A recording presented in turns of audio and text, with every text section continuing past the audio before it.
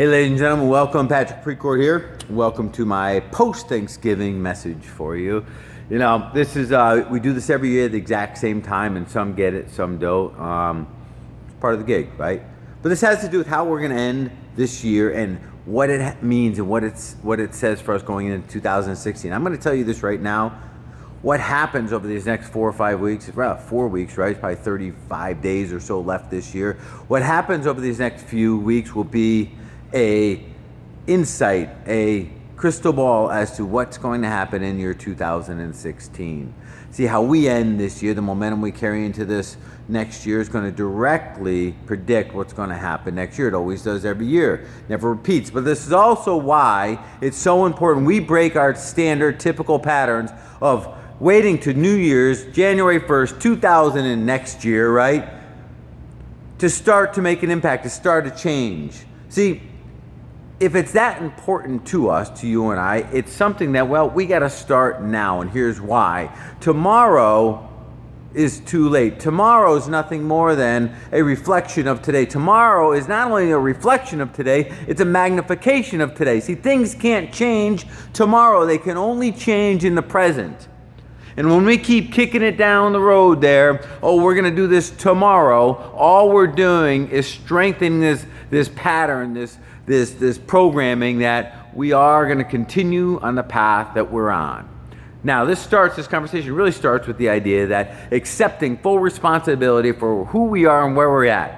And everything we have in our lives, everything is a result of a decision that we've made leading up to now, which also means that we have exactly what we deserve. We've had this conversation before, but I want to take it to the next level, right?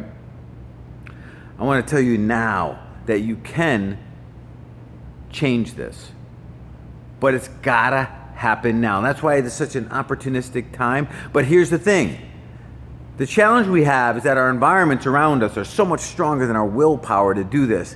We all know that. And the environments of where most of us sit now are reflective of, let's slide into holiday mode. Let's stand down. Let's play small. It's okay. Everybody else is. Let's drop our diets or stop trying to make ourselves physically better. Let's stop producing at work. And we don't even make the decision to stop. We just stop doing it. We don't make the decision to play big, and that's the key. When we don't make a decision that serves us, a decision is made without our consent, without our input, and it ain't in our favor, ladies and gentlemen. When you choose not to stand up, not to play big, you will play small. And what will happen is you'll wake up January 1, 2016, feeling guilty like you should that you played down. And then you'll, this year's gonna be different. Now I'm gonna get fit, I'm gonna join a gym, I'm gonna eat better, I'm gonna work hard, I'm gonna invest in myself, I'm gonna do all this stuff. Because we're feeling guilty, which is the exact wrong reason why we should set goals and create objectives for us to accomplish. These are all the wrong reasons. And then in short order, before the end of the month, typically in the first year, we quit these monstrous goals. And the reason we quit is because you know what happened in the last month of the year?